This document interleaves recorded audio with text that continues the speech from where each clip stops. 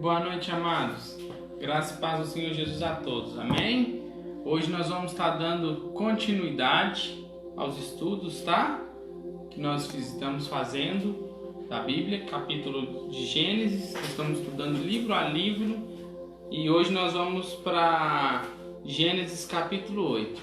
Para quem não me conhece, meu nome é Thales e é um prazer estar aqui estudando com vocês a palavra de Deus. Amém? Nós temos um canal, que é o canal Vivendo com o Olhar de Cristo. Você pode estar assistindo os demais vídeos lá, tá bom? Para poder ver os vídeos que tem, aprender os segredos que a palavra do Senhor nos ensina através das Sagradas Escrituras, as revelações que o Senhor tem para nos ensinar. Amém? Nós já temos lá de Gênesis capítulo 1, capítulo 7. Então, se você ainda não assistiu, de entender a Bíblia desde o início e nunca assistiu e nunca entendeu, tá lá, você pode entrar lá no YouTube, canal Vivendo com o Olhar de Cristo, e você vai estar podendo ter a oportunidade de aprender muita coisa que vem do Senhor. Amém? Vamos lá para Gênesis capítulo 8 então, e darmos continuidade com os estudos que nós estamos fazendo. Amém? Gênesis capítulo 8. Nós estávamos falando do dilúvio no 7 e agora nós estamos dando continuidade nesse processo do dilúvio, amém? Em Gênesis capítulo 8 diz assim: E Deus lembrou de Noé e de toda coisa vivente e de todo o gado que estava com ele na arca.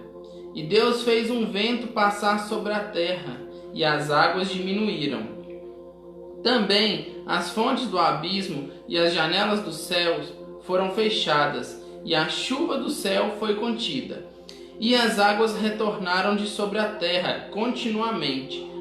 E após o fim dos 150 dias, as águas foram diminuídas.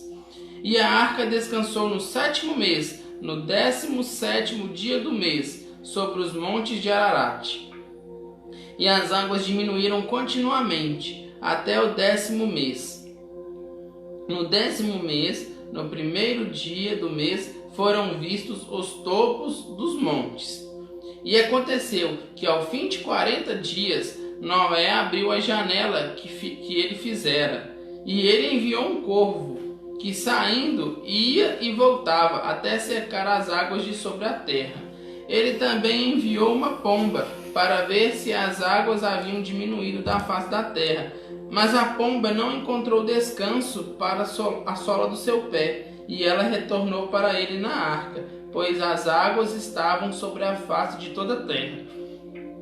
Então ele estendeu sua mão, e a tomou e a puxou para si dentro da arca.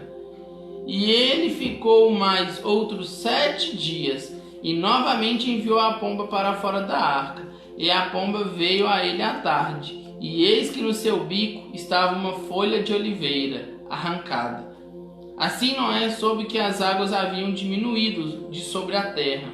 E ele ficou mais outros 7 dias, e a pomba não mais retornou a ele. E aconteceu que no ano 600º do 1º ano, no 1º mês, no 1º dia do mês, que as águas foram secas sobre a terra. E Noé removeu a cobertura da arca e olhou, e eis que a face da terra estava seca. E no 2º mês, do 27º dia do mês, a terra estava seca. A marca aqui, versículo 14, tá, gente? E no 2º mês, do 27º dia do mês. Isso aqui é muito importante. Tem uma revelação muito linda contida em cima desse dia aqui, versículo 14. E no 2º mês, número 2, no 27º, número 2, número 7 do mês, a terra estava seca. E Deus falou a Noé dizendo: Vai adiante da arca, tu e tua mulher, e teus filhos, e as mulheres de teus filhos contigo, e traze toda coisa vivente que está contigo, de toda carne, tanto as aves quanto do gado, e de toda coisa rastejante que rasteja sobre a terra, que eles possam procriar abundantemente na terra e sejam frutíferos e se multipliquem sobre a terra. E Noé foi adiante, e seus filhos e sua mulher e as mulheres de seus filhos com ele, e saíram da arca todo animal, toda coisa rastejante e toda ave, e tudo o que rasteja sobre a terra, segundo as suas espécies. Versículo 20 também marca porque é muito importante. E Noé construiu um altar ao Senhor, e tomou de todo animal limpo e de toda ave limpa, e ofereceu ofertas queimadas sobre o altar. E o Senhor cheirou um aroma doce, e o Senhor disse em seu coração. Marca o versículo 21 também, tá, gente? Outro tópico muito importante, sempre para a gente poder olhar para a vida da gente e ver qual é o nosso estado perante o Senhor. E o Senhor cheirou um aroma doce, e o Senhor disse em seu coração: eu não amaldiçoarei novamente a terra por causa do homem, pois a imaginação do coração do homem é má desde a sua juventude. Tampouco eu ferirei novamente toda coisa vivente, como fiz. Enquanto a terra permanecer, o tempo da semeadura e de colheita, frio e calor, e verão e inverno, dia e noite, não cessarão. Amém? Até o versículo 22 fizemos a leitura completa. Vamos fazer a oração, pedir o nosso Criador que nos dê a revelação dele para aquilo que ele tem para o nosso coração. Amém? Querido Deus, querido Pai, eu te agradeço por mais esse momento, Senhor, na tua presença. E te contemplo, Pai, porque Tu és bom o tempo todo conosco. Tu tens nos deixado as Tuas pérolas na Tua Escritura, Pai. Tudo o que nós temos que fazer é pegá-las e guardarmos no baú secreto que é o nosso coração. Coloca todas essas pérolas da Tua parábola, Pai, da Tua palavra, Senhor, dentro do nosso coração, dentro desse baú que é o nosso coração. Assim jamais pecaremos contra Ti, e que sendo pela Tua palavra em nosso coração, nós venhamos ser, ó Pai, transformados e conformados à estatura de Cristo, Pai. É o que eu te peço, Pai, que o Teu nome seja engrandecido em nossas vidas, ó Pai, e que o Senhor venha nos usar em nós e através de nós, para que através de nós venhamos ter muitos frutos para Ti, Pai. É o que nós Te louvamos e nós Te agradecemos. Em nome do Teu Filho Jesus. Amém. Amém? Então, vamos lá. No texto anterior do último estudo que a gente viu foi uma continuação do capítulo 6, a segunda parte, e o 7. O 6 estava falando das descrições da arca que o Senhor deu, que Ele achou graça diante de Noé, e deu as especificações de como seria a arca. A gente viu um pouco quando veio o dilúvio também, a gente entendeu profeticamente que o betume, as características, os dias, tudo estava falando de Jesus Cristo. A arca nada mais é que um projeto de salvação em Cristo Jesus para a nossa vida. Amém?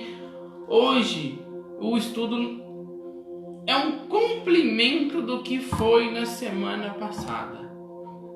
Só que esse é mais voltado para aqueles que buscam o nome do Senhor, compreendendo quem é verdadeiramente o Senhor. Por que eu falo isso? Porque quando o dilúvio veio lá no capítulo anterior, as águas eram de morte para aqueles que não se arrependeram e tiveram juízo. Mas as águas representavam morte para o mundo e vida em Cristo para aqueles que estavam na arca, que era Noé e sua família, que nos representa hoje. Simbolicamente, nós somos esse povo. O betume de Cristo está em nós. Então, para o mundo, aqueles que têm rejeitado Cristo e o Evangelho, e eu não estou falando de religião, gente, eu estou falando de servir a Deus conforme diz as Escrituras Sagradas. E isso nos torna filho de Deus. E no capítulo de hoje, a gente vai ver algumas coisas que o Senhor trabalha conosco durante essa etapa, desde o momento que nós reconhecemos Ele como Senhor, e Ele vem trabalhando na nossa vida e agindo de formas que vai nos conformando a a estatura dele, o caráter dele, entendeu? Então, eu anotei algumas coisas muito importantes. Primeiro, o versículo 1 começa assim: e Deus lembrou de Noé e de toda coisa vivente. A primeira pergunta que eu faço é: por acaso Deus é como eu e você, esquece de alguma coisa e do nada ele lembra? A palavra fala que ele não é homem para mentir, nem filho do homem para arrepender. Então, aquilo que ele decretou lá atrás, ele esquece e de repente ele lembra? Não. O Senhor, ele sempre teve contato conosco e sempre desejou. E ele tem tudo escrito e deseja revelar e fazer acontecer na nossa vida segundo aquilo que ele decretou. Amém? Então Deus não se esquece, mas isso é mais voltado para nós. Por quê? À medida que nós estamos passando aflições, ele não esquece de nós.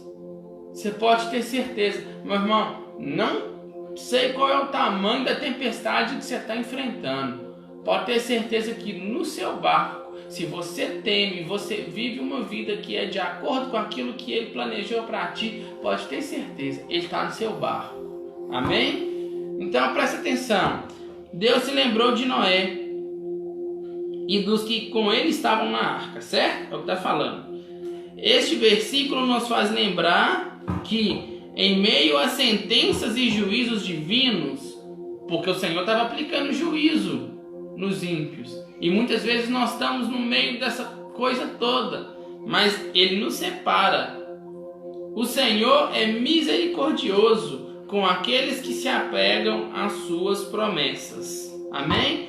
Então, é a primeira coisa que eu falo. Só se apega, vive o que ele te prometeu pelo sacrifício de Cristo e apegue-se às promessas, que para você, não importa qual é o tamanho do juízo que ele está decretando sobre esse mundo, você está sendo guardado. Não importa se você acha que você está passando uma tribulação enorme.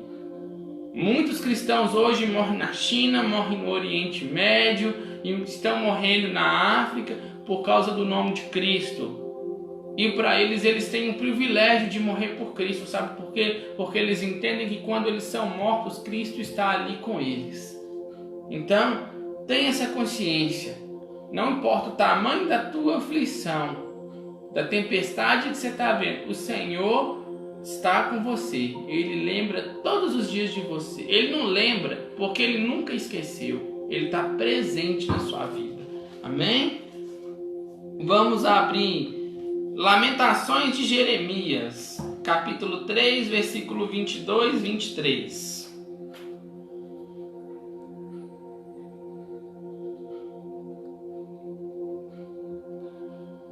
Nós vamos abrir a Bíblia no livro de Lamentações de Jeremias, capítulo 3, versículo 22 e 23. E diz assim: a bondade do Senhor é razão de não sermos consumidos, porque as suas misericórdias não têm fim. Renovam-se plenamente a cada manhã.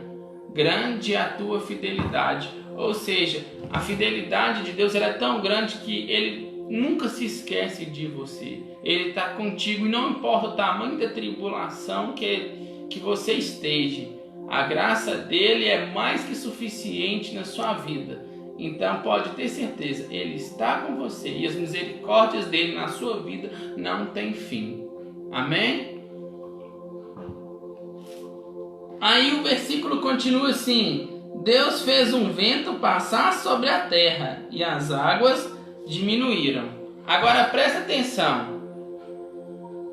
Este texto aponta para a ação do Espírito Santo, que quando entra na vida do homem caído, ele faz gerar vida, que é segundo o coração de Deus, que é a vida abundante que Cristo nos concede pelo seu Espírito. Então, presta atenção para você ver. Lá no início, vocês lembram do Espírito pairando sobre as águas? A ação do Espírito Santo, preparando, gerando vida. Tudo é por Ele. Então, presta atenção. As águas aqui, quando Deus fez soprar um vento, não foi simplesmente ou um vento que você vê quando chove por aí. Nós estamos vendo o Espírito Santo baixando as águas. E ele não está só baixando as águas literais do dilúvio. Ele está baixando aquilo que representa morte e tribulação na nossa vida e nos conformando à vida que há nele. Tá entendendo? Vamos lá para você ver. Gênesis capítulo 2, versículo 7. Está bem perto aqui. E o Senhor Deus formou o homem do pó da terra. Tá lá o boneco lá que ele formou. E soprou nas suas narinas o sopro da vida. E o homem se tornou uma alma vivente, ou seja, soprou. Toda vez que o Espírito Santo sopra é para gerar vida. Ou é um começo ou é um recomeço. Amém? Agora vamos para Ezequiel 37, capítulo 9.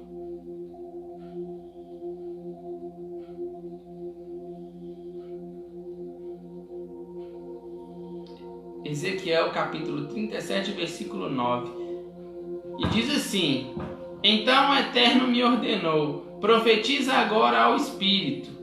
Profetiza, ó filho do homem, e convoca Ruach, que é o Espírito Santo, o sopro da vida, dizendo: Assim diz Yahvé, o Senhor Deus: Ó Espírito, vem dos 4 ventos e assopra sobre estes mortos, para que vivam. Então, profetiza, filho do homem, convoca Ruach, o sopro da vida. Ou seja, toda vez que você vai falando de soprar, estamos falando do Espírito Santo. E ele veio para nos dar vida. E é a vida em abundância que Cristo nos prometeu. Agora vamos lá em João capítulo 10, versículo 10.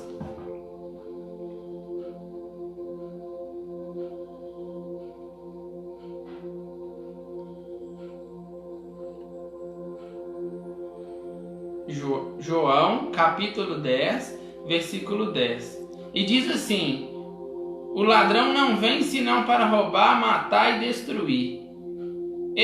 Disse Jesus, eu vim para que as ovelhas tenham vida, e vida em plenitude. Algumas traduções dizem vida em abundância. Então, que vida em abundância é essa que Cristo nos traz? A vida que é soprada pelo Espírito de Deus, a vida que nos faz deixarmos de ser mortos, uma vez que o betume, que é o sangue de Cristo, nos compra e nos molda. O Espírito vem, traz a vida que é segundo o coração de Deus, ou seja, a vontade de Deus, e é a mesma vida abundante que Cristo nos concede. Ou seja, Cristo nos concedeu vida abundante por quê? Por Espírito Santo de Deus. Então, tenhamos amor à obra de Deus, amor ao que Cristo fez por nós na cruz, e especialmente amor pelo que o Espírito Santo tem trabalhado em nós, porque desde que Cristo subiu aos céus e voltou ao Pai, Ele nos deu o Espírito como penhor dele para nos santificar, para nos purificar e para nos convencer e para nos selar para o dia da redenção. Então, o Espírito é a própria vida, ele é o sopro da vida, ele é a vida de Deus em nós. Então, tenhamos cuidado ao falar do Espírito Santo e procuremos viver uma vida conforme o Espírito Santo quer que a gente viva. Amém? Aí diz assim, vou voltando lá no 8, foi continuando. E as águas se diminuíram. Vem assim, no mesmo versículo 1. E Deus fez um vento passar, a gente já sabe quem é, o Espírito Santo, sobre a terra, e as águas diminuíram. O que essas águas foram diminuindo de tempo em tempo? Olha para você ver. À medida que conhecemos o Senhor e buscamos a sua face, através do sacrifício de Cristo, o Espírito de Deus vai nos convencendo do pecado e nos purificando e nos moldando até estarmos com o caráter e a estatura de Cristo. Vamos lá. João 16, versículos 7 e 8.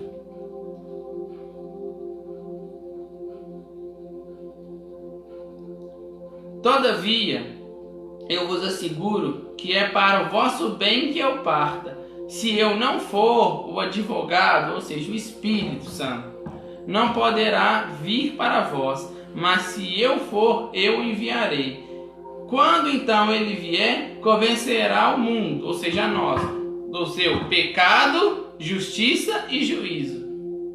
Quando nós aceitamos a Cristo, reconhecemos a Cristo, o advogado que ele enviou, que é o Espírito dele, vem e gera vida em nós. Por quê? Ele nos convence de quê?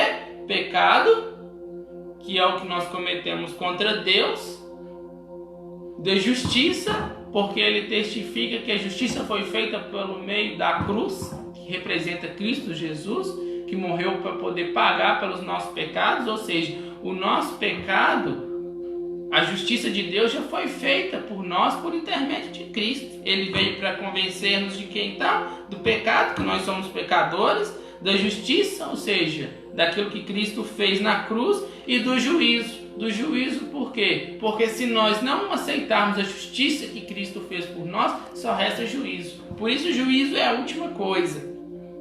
Agora, Efésios capítulo 4, versículo 13. Efésios, capítulo 4, versículo 13. E diz assim: até que todos alcancemos a unidade da fé e do conhecimento do Filho de Deus, e cheguemos à maturidade, atingindo a medida da estatura da plenitude de Cristo. O que é isso? É ficar cada vez mais conforme, mais parecido.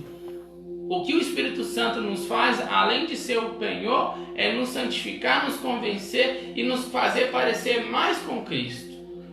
Geralmente, quando eu encontro alguém na rua e a pessoa fala assim: nossa, você é uma pessoa educada, você é uma pessoa tão inteligente, você é uma pessoa tão sensível, você é uma pessoa tão amável. Como você consegue ser assim? Sabe qual que é a resposta que eu geralmente dou para as pessoas? Eu falo assim: aqui, eu vou te contar um segredo. O nome dessa pessoa é o Espírito Santo. Aí ela olha assim: como assim? Eu falei assim: é porque é o seguinte, de mim eu estou entre os piores dos pecadores. Provavelmente o meu estupim seria curto, eu te trataria mal, se não fosse interessante eu não ia te dar atenção devida, mas aquele que é o Consolador que Cristo Jesus enviou, ele trabalha dentro de mim e me conforma o caráter do Filho de Deus, que é Cristo Jesus. Então, automaticamente, aquilo que eu faço não é aquilo que a minha carne me faria fazer, mas é aquilo que o Espírito me faz fazer. Eu sou mudado. Então, isso não é difícil. Se você quer ser assim, é só você pedir Cristo na sua vida e Ele te manda o Consolador e você vai ser assim como eu, porque é isso que Ele tem feito. E se você é cristão, mas você não tem feito essas coisas, meu irmão, eu falo para você entrar no seu quarto e mudar de postura agora, porque o Espírito Santo, uma coisa que ele nos faz na estatura de Cristo é nos fazer ser manso, humilde e amável, como Cristo foi. Porque Cristo foi manso, ele foi humilde, porque ele foi humilde até a morte de cruz, e ele foi amável, porque ele amou as pessoas. Então sejamos como Cristo, amém? E à medida que nós vamos, gente, nos parecendo com Cristo, as águas, que é as coisas do mundo, as sentenças que vêm para o mundo por negar a Cristo, e as coisas que estão no mundo, elas vão diminuindo até secarem das nossas vidas. Chega uma hora que a gente é completamente alheio às coisas desse mundo, porque nós estamos tão conectados no Senhor que as coisas daqui já não fazem muita diferença para a gente. Então esse é o significado das águas irem diminuindo.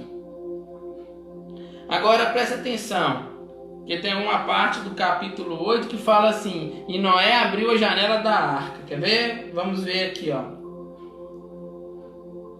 E aconteceu que ao fim da quarentena, está no versículo 6, ao fim de 40 dias, Noé abriu a janela da arca que ele fizera. Ou seja, depois de 40 dias, que foi os dias das sentenças, que representaram um juízo, Noé abriu a janela. O que representa a janela? Representa o lugar onde nós buscamos ao Senhor. Olha o que significado.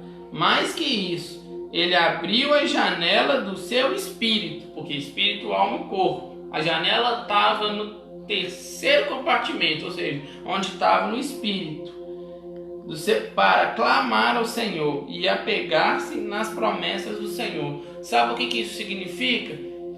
Que quando nós fazemos o nosso espírito, que Deus nos deu o espírito, que é o espírito do homem, que é espírito, alma e corpo, e tem o Espírito Santo. Quando a gente abre a janela, nada mais é que a gente exercitar o nosso espírito, que é o espírito que Deus deu para a gente do homem, a tocar no Espírito de Deus, através da oração, através do louvor, através da piedade, através das boas obras. Assim, a gente toca no Senhor e nós vamos nos conformando à imagem dele. E foi o próprio Senhor, por Cristo, que nos deu esse direito para a gente chegarmos nele com confiança e buscá-lo.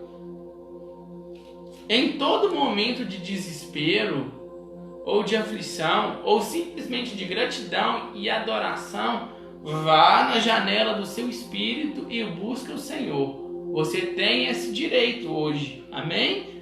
Hebreus, capítulo 4, versículo 16. Olha o que diz Hebreus.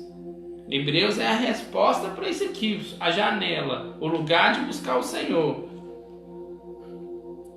Hebreus capítulo 4, versículo 16.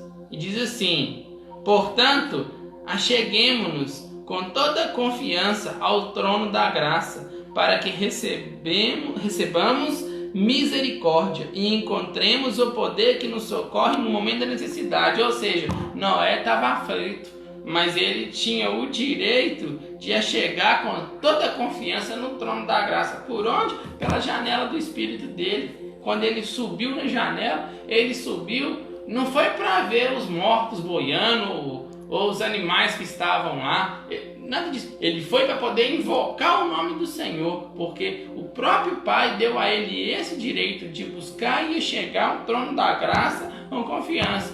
Por intermédio de quem? Por intermédio do betume, que é Cristo, e pela santificação do Espírito que estava trabalhando na vida dele, que é o a gente vê aqui, a Ruach soprando e fazendo as águas baixarem. Amém? Agora presta atenção. Então ele invocou o nome do Senhor. Ele subiu lá para poder apresentar ao Senhor a necessidade que ele estava passando. Ele estava exercitando o Espírito. Aí ele fez duas coisas quando ele chegou na janela. Presta atenção. No versículo 7 do capítulo 8 diz assim: ele enviou um corvo que saindo ia e voltava até secar as águas sobre a terra. Segundo ia e voltava, alguns falam que ele nem voltava. Mas o que o corvo aqui representa? O corvo representa nossas cerimônias, a nossa religiosidade, que tem nos levado a uma falsa sensação de paz e segurança, e que nos levam a afastarmos do Senhor. Por que eu tô falando isso, gente? Sobre o corvo. Por que o corvo é a nossa religiosidade? Porque Noé soltou o corvo pela janela. A janela era o lugar dele buscar o Pai com toda a confiança para aquele momento de desespero dele. Só que às vezes na nossa vida a gente abre essa mesma janela do nosso espírito, só que em vez de a gente ser sincero e expor para o Pai, então um diálogo com o Pai, entre pai e filho, a gente começa a ser simplesmente cerimonioso, sendo religioso. E muitas vezes os nossos atos de cerimônia, nossas campanhas, nossas orações, só está trazendo uma falsa sensação de Deus para a gente, mas a gente não experimentou o melhor dele. Porque o Senhor trabalha no coração contrito, na sinceridade. Ele não vive no meio das doutrinas humanas. Presta atenção para você ver. O Senhor ele fica automaticamente aborrecido com religiosidade, porque o negócio do Senhor é sinceridade. Abre Marcos, livro de Marcos, capítulo 7, versículos 6 e 7. E diz assim: Jesus, entretanto, lhes afirmou: bem profetizou Isaías a respeito de vós, hipócritas, pois assim está escrito: este povo me honra com os lábios, mas seu coração está longe de mim. Em vão me adoram. As doutrinas que ensinam não passam de ordenanças humanas. Então, o que acontece? Quando a gente solta corvo na janela do nosso espírito para buscar com o Senhor, a gente está adorando Ele em vão. Ele não está recebendo automaticamente nada. Ele não fez questão nenhuma para Ele receber, porque não há sinceridade. Ele quer que nós honremos Ele não apenas com isso aqui, mas com isso aqui. Tem que sair daqui para vir para aqui. Amém? E Noé percebeu. Noé percebeu não só como o corvo não estava dando resultado para aquilo que ele estava buscando no Senhor, mas ele tomou uma postura. Ele entendeu que ele estava sendo só ritualista. Aí o que ele fez? Ele enviou uma pomba. Presta atenção. Versículo 8. Ele também enviou uma pomba para ver se as águas haviam diminuído da face da terra. O que significa a pomba, gente? A pomba é um dos símbolos do Espírito Santo, correto? Todo mundo aprendeu assim, em várias igrejas que você vê a pomba lá, e eles falam que a pomba é o Espírito Santo, certo? Isso aí é padrão para todo cristão. Marcos 1:10, vamos lá, Marcos capítulo 1, versículo 10, é a confirmação disso aí.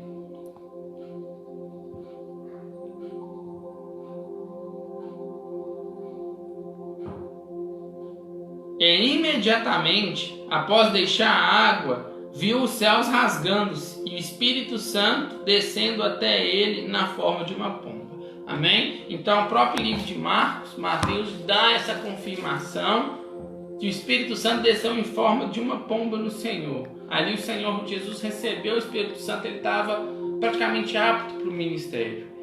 Então, a gente já entende de cara que a pomba é um dos símbolos do Espírito Santo. Então, logo, a pomba aqui, no contexto de Noé, representa a nossa conexão real com Deus por intermédio do Espírito Santo.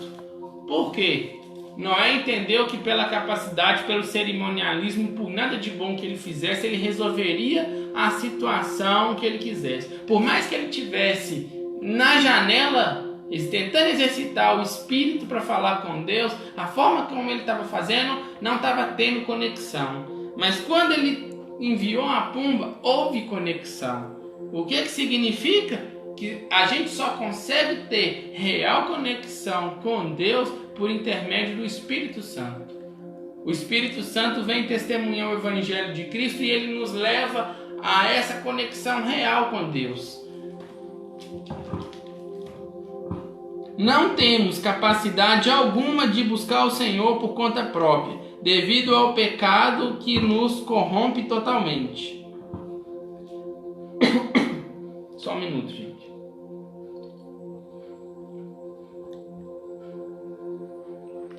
Isso significa que apenas pelo Espírito de Deus, concedido pelo sacrifício de Cristo, é a única maneira de termos real relacionamento com Deus. O que significa? Por causa do pecado de Adão e Eva lá, a depravação veio total. Em outras palavras, nós não temos capacidade de ter fé em Deus, buscar o Senhor com integridade, com sinceridade, com arrependimento, em absolutamente nada, se não for pelo Espírito de Deus. O Espírito de Deus é que faz a ligação entre nós e Deus.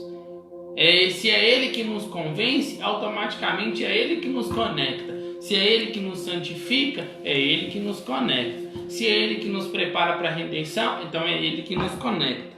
Deu para entender? Romanos capítulo 8, versículo 26 e 27. Olha o que diz, é muito interessante esse texto. Romanos capítulo 8, versículo 26 e 27. E diz assim: do mesmo modo, o Espírito nos auxilia em nossa fraqueza, porque não sabemos como orar. No entanto, o próprio Espírito intercede por nós com gemidos impossíveis de serem expressos por meio de palavras. E aquele que sonda os corações conhece perfeitamente qual é a intenção do Espírito, porquanto o Espírito suplica pelos santos em conformidade com a vontade de Deus. Em outras palavras, por causa do Espírito. Então, meu querido, seja um cavalheiro com o Espírito Santo. Seja realmente sensível ao Espírito Santo, porque é Ele que vai te fazer ter real conexão com Deus. Não adianta você ter uma janela no seu espírito para você chegar até Deus se você não tocar no Espírito de Deus, se você não fizer o seu espírito se integrar com o Espírito de Deus.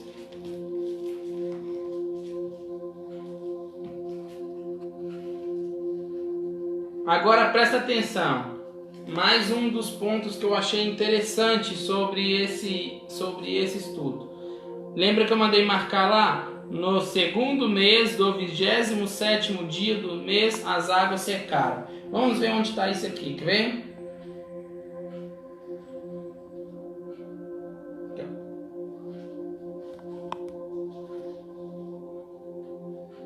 Aqui, ó, versículo 14. E no segundo mês, no 27º dia do mês, a terra estava seca.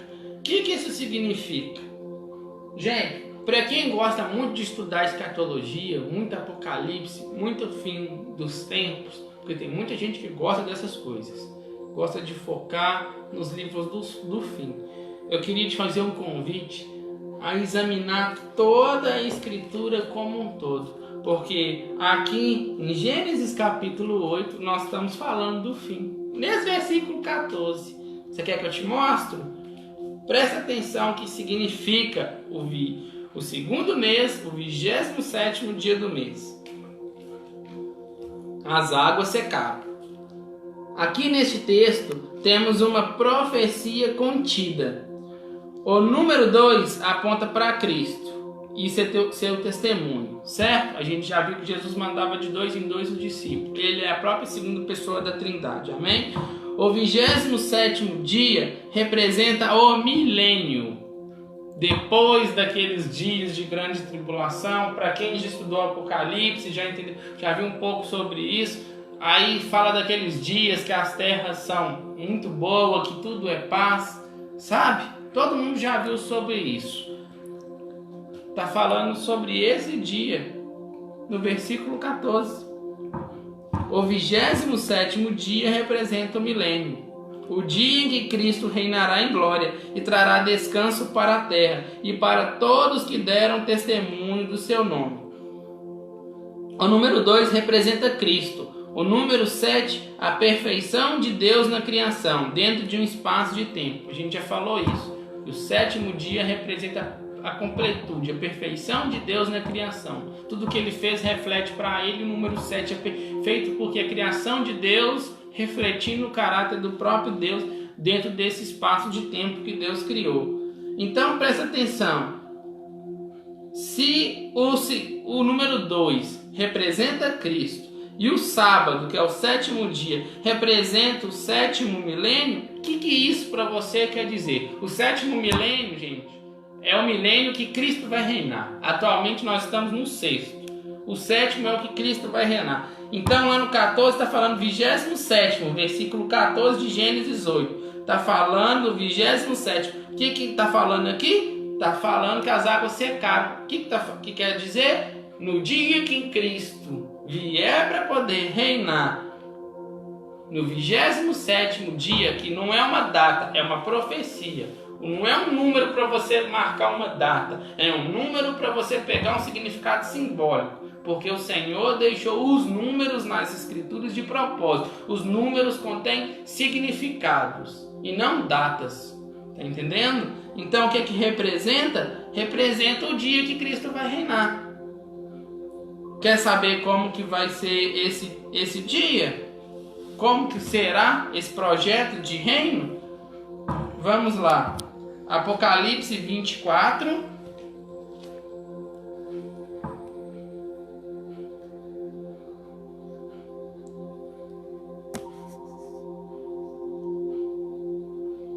Diz assim: olhei e vi alguns tronos, e foi entregue o poder de julgar aos que neles se assentaram, e vi as almas dos que foram degolados por causa do testemunho de Jesus e da palavra de Deus, e os que não adoraram a besta, nem tampouco a sua imagem, e não receberam o sinal na testa, nem nas mãos.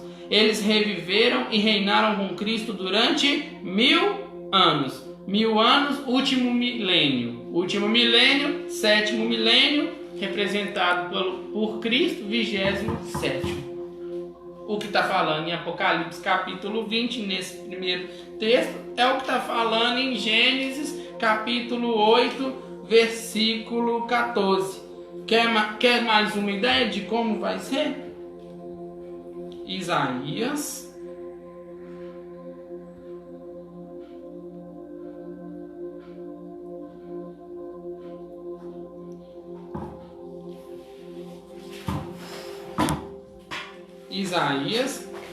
capítulo 30, versículo 23 ao 26.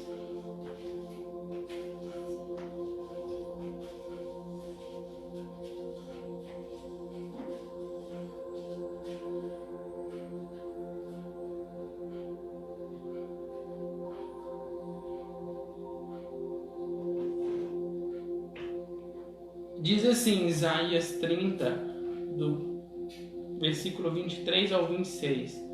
Ele enviará chuva à sementeira que semeaste, e a terra proporcionará alimento rico e em abundância. Naquele dia o teu gado pastará em grandes prados.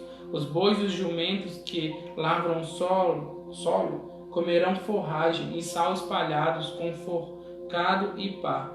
Sobre todo monte alto e sobre todo outeiro elevado haverá cursos d'águas e mananciais no dia da grande matança, ao reunirem as fortalezas. Olha como o que está falando? Depois do fim daquilo tudo vai ser exageradamente bom. Aquilo que é bom vai ser exageradamente bom. Então, se você acha que uma coisa é boa hoje, meu querido, eu falar para você, perto do que é o milênio, você não sabe o que é o milênio. Olha para você ver a continuação do 26. Então, a luz da lua será igual à luz do sol. Já parou para você pensar? A lua que a gente vê à noite vai ser igual à luz do sol? E a luz do sol será 7 vezes mais forte, como a luz de 7 dias reunidos, no dia em que Yahvé pensar a ferida do seu povo e curar a chaga resultante dos muitos golpes que sofreu. Olha para você ver que lugar lindo, maravilhoso. Pensa no jardim do Éden, como ele deve ter sido bom. É o que o milênio vai ser. Então, por que eu estou falando desse 27º? Porque às vezes a gente gosta muito, principalmente quem é cristão, gosta de estudar sobre o fim dos tempos, sobre teoria da conspiração, Illuminati, coisa do tipo. Começa a dar mais valor para as escrituras. Porque o que está falando do fim, já está escrito aqui no início. Deus deixou coisas no início da Bíblia que falam do fim, significados. Mas você só vai conseguir entender se você pedir o Espírito de Deus para te ensinar.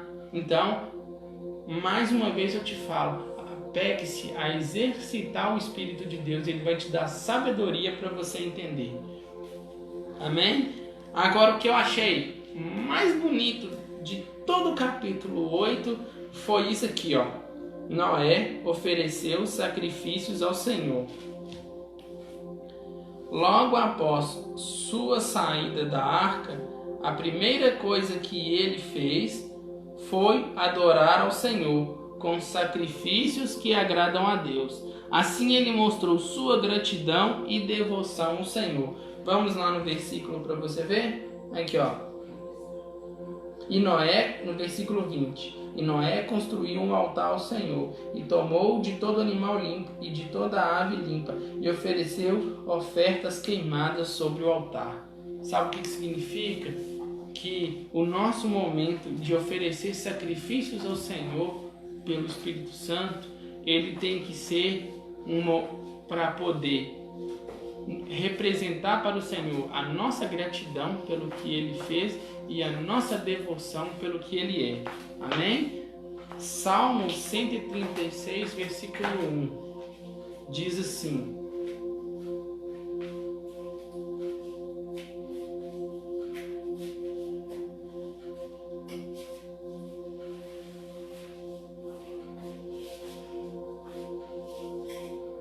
rendei graças ao Senhor, porque Ele é bom, porquanto o seu amor leal dura para sempre. Olha para você ver, porque o seu amor leal dura para sempre. Então, quando formos fazer os nossos sacrifícios ao Senhor, sacrifícios de louvor, sacrifícios de adoração, que seja para mostrar a nossa gratidão e devoção ao Senhor pelo que Ele fez e pelo que Ele é. Sejamos como Noé, gratos e devotos ao Senhor. Amém? Outra coisa que, assim, para poder fechar, que isso ficou, assim, muito claro, quando o Senhor prometeu não destruir a terra. Ele falou sobre algo muito interessante. Olha o que ele diz. E o Senhor disse em seu coração, o versículo 21. Eu não amaldiçoarei novamente a terra por causa do homem, pois a imaginação do seu coração é má desde a sua juventude. Sabe o que significa? Depravação total. Nós somos tão inclinados ao mal que o Senhor, Ele não pretende mais criar mais juízos e maldições para a terra, que já recebeu muita maldição por nossa causa. Ele não pretende fazer isso, não por nossa causa, mas porque a terra não merece. Porque Ele sabe que o nosso coração é mau desde a juventude. Só que o que Ele fez? Em vez de eu aplicar juízo, eu vou fazer uma correção, uma conversão nesse caráter mau do homem. Por como? Por Cristo, pelo Espírito Santo. Olha o que diz. No versículo 21, temos a resposta que nos leva à compreensão do tamanho do nosso estado de decadência pelo pecado. O Senhor prometeu não mais punir a terra com dilúvio, porque seria uma punição alta demais para a terra receber tal flagelo por causa do homem. Dependendo de nós, o Senhor já poderia ter destruído tudo, pois o nosso coração é voltado para o mal. Mas eu tenho uma notícia boa para você. Felizmente para nós, os planos do Senhor são maiores do que os nossos. Então, qual que é o plano do Senhor? Em vez de Ele aplicar juízo pelo nosso coração ser ruim, Ele aplica salvação, convertendo o nosso coração, tirando de nós esse coração ruim, depravado, e colocando o coração do Filho dele derramado na cruz. Amém? Vamos finalizar com o versículo de hoje. Nós vamos finalizar o texto de Gênesis capítulo 8, lendo Isaías capítulo 55, versículo 8 e 9.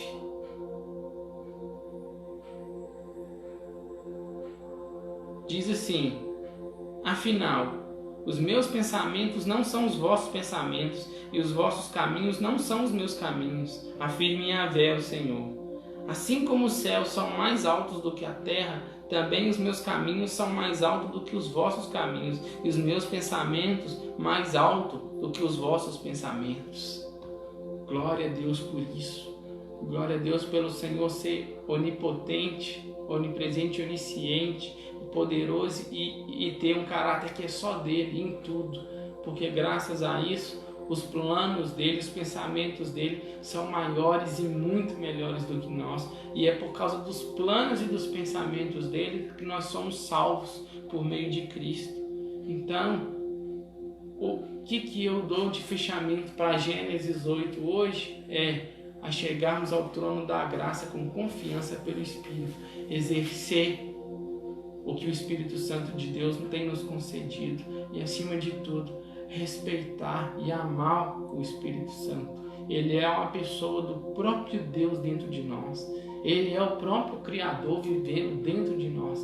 Então, tenhamos amor pelo Senhor, pelo Espírito dele que tem ensinado, que nós venhamos dar ouvido à sua voz e entender com a sabedoria que ele nos concede. Amém? E vamos permitir que ele nos faça crescer e nos conformar à imagem de Cristo. Amém? Vamos fazer a oração para a gente poder fechar hoje.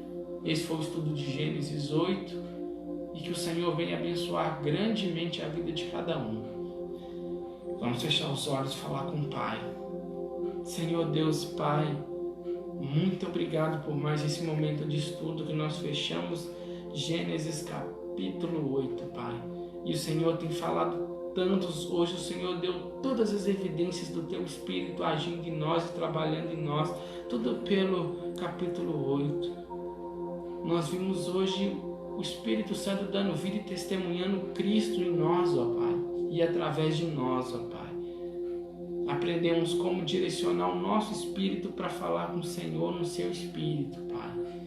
Aprendemos até, Pai, o que o Senhor tem no fim para nós, contido no início, Pai. E isso nos faz ficar cada vez mais apaixonados pelas suas Escrituras.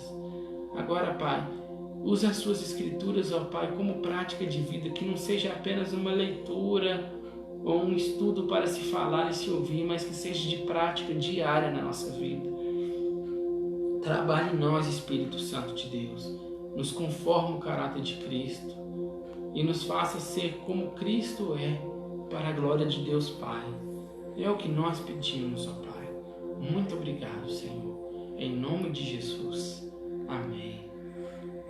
Glória a Deus. Que o Senhor possa abençoar você grandemente. Se você gostou, você compartilha o vídeo, tá bom? Você envia lá do canal Vivendo com o Olhar de Cristo, você compartilha para outras pessoas e vamos divulgar a palavra. Amém? No próximo estudo nós vamos estar vendo Gênesis 9, nós vamos estar vendo um pouco sobre as alianças do Senhor. Não perca o estudo da próxima semana não, você vai gostar muito, amém? O Senhor abençoe a vida de cada um grandemente. Em nome de Jesus, fiquem com Deus.